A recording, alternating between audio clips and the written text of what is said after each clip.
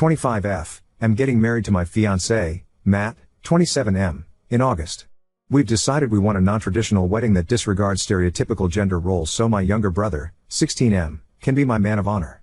Matt was on board with this idea and wanted his best friend, Jenna, 27F, to be his best maid. He and Jenna have been friends since middle school. When his mom passed away back in high school, Jenna and her family were a huge support system for him. Now they're like family to him. I never really got along with Jenna. Since she's so close with Matt, I've tried to connect with her, but I always got the feeling she has a crush on him. Matt shares this sentiment.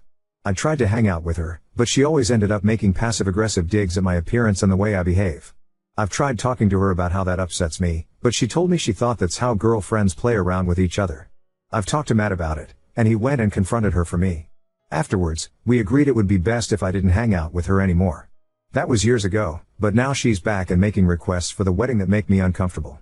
For example, she tried to convince me to change the colors to better suit her skin tone. I would like to pat my own back here and say I've been super chill about all of this, and Matt's been a peach intervening for me. But her most recent idea was to walk Matt down the aisle. Since I already didn't want to be walked down the aisle, it would be a perfect gender role reversal. Matt thought this was a pretty fun idea. The way his face lit up probably would have convinced me to go along with it if she didn't word it in such a creepy way. She said, since Matt's mother is no longer here, she should be the one to give him away.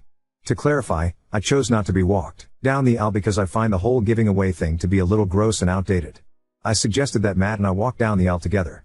And she told me that Matt's mother actually knew her, and would approve of her filing in that place instead of me. I grabbed Matt's arm and led him away for a private conversation. I was explaining how that crossed the lines of what I was comfortable with considering her crush on him, and she barged in the room hurling accusations at me. She called me jealous, controlling, petty, and manipulative. I admit I snapped and told her she's not walking him and that's final, and if she kept pushing me she would be uninvited. She ended up running out of the room in tears. Matt told me I could have handled that better, and I can't go making those kind of decisions without his input, even if they are just empty threats. I feel like he's right and I do feel bad about what I said, but I honestly think she deserved the wake-up slap. Ida? Edit, I'm new to Reddit so I'm not sure how to update y'all.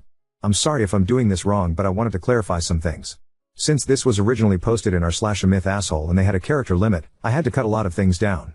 Like her weird insistence that male strippers be hired for the bachelorette party she's not attending, but my 16-year brother will be a part of. Matt's getting the short end of the stick in a lot of the comments. I can see now that some of his behavior was problematic and he can see it too. But, in his defense, he's been the one shutting down all of Jenna's ideas and taking all of the blame for it so she doesn't stress me out any further. He's been, and always has been, my buffer to her. There's no attraction on his behalf and absolutely no previous romantic entanglement. He honestly has only ever seen her as a little sister to him, and that's how I see her too. I guess that's why we tolerated her behavior up until this point.